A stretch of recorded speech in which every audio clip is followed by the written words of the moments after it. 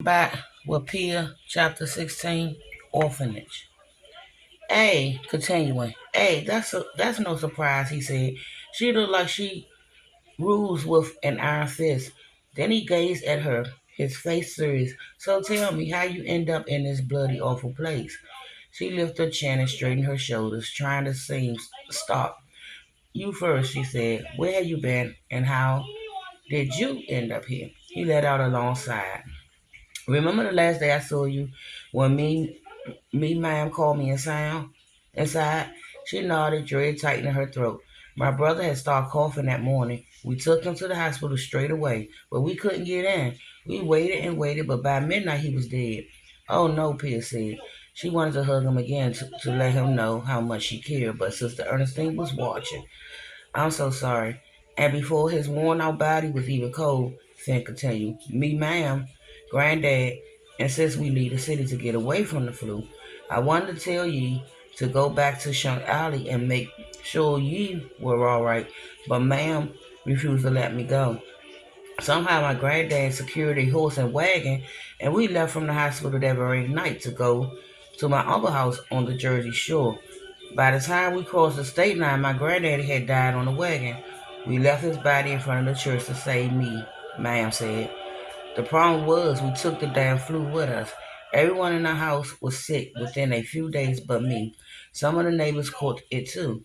And your mother? Finn dropped his gaze and kicked the wet ground with the toe of his boot. When he looked up again, his eyes were glassy. She didn't make it, same as my uncle and his wife. Pia filled, eyes filled too. Oh no, that's horrible. I'm so sorry, Finn. What about your ma'am? He said in a gentle voice. His tightly creased brows made it clear he already knew. She bit her trembling lips, nodded. She's gone. It was the first time she shared the news with someone who wasn't a stranger.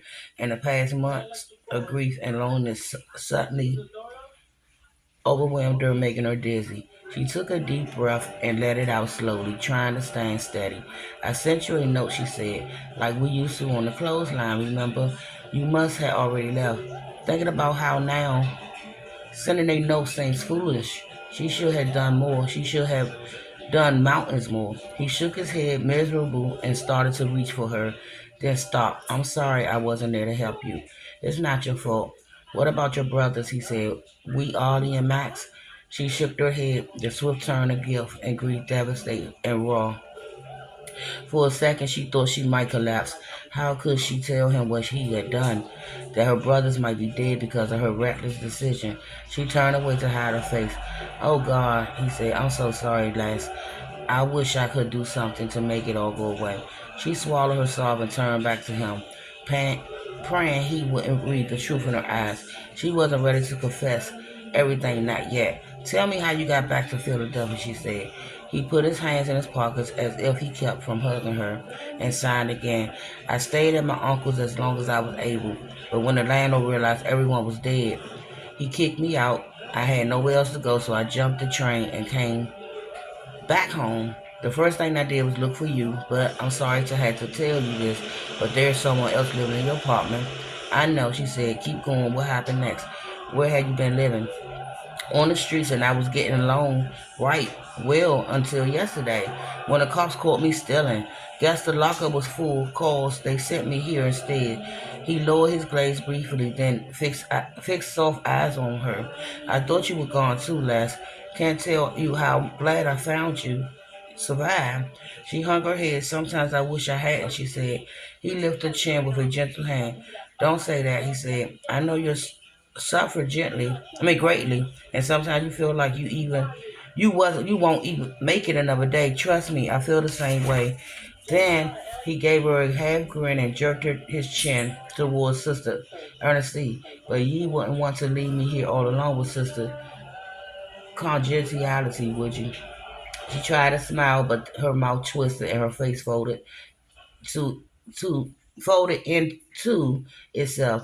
Oh, don't cry, he said. Go on now, tell me what happened. She swallowed the thickness in her throat and tried to find her voice, knowing she had to tell him the truth, praying he wouldn't think differently of her.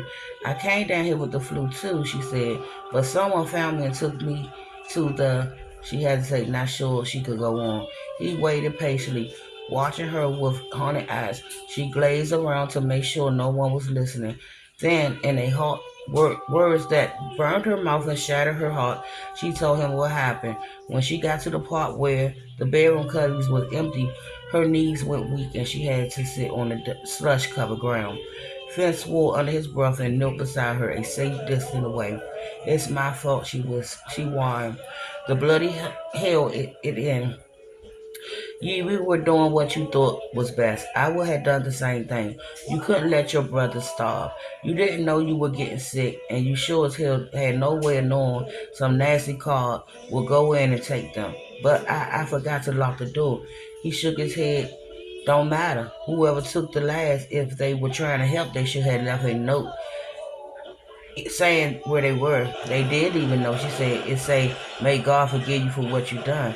Oh, Christ, he said, shaking his head. I'm sorry, Les. That's just downright vow. But what if they died in there? Don't cut yourself up like that. Were they sick when you left them? She shook her head. I don't think so. But even if they weren't, I was going for a long time, she said in between sobs. Hey, but you don't know when they were found, right? Might have been the day you left, for all I know. I had to find out what happened to them. I just have to. You will, he said. We'll do it together. She wiped her eyes with trembling hands and gaped at him. How? How are we going to do anything when we're locked up in here? Mother Joe said she'll release me when she thought it was safe, but I'm sorry to think she only said that to make me behave.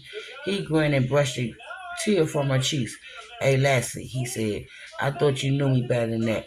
You ought to know they can't keep Finn Duffy locked up for long. And I'll be back, y'all, with chapter 17, Bernice. Bye, my reactors.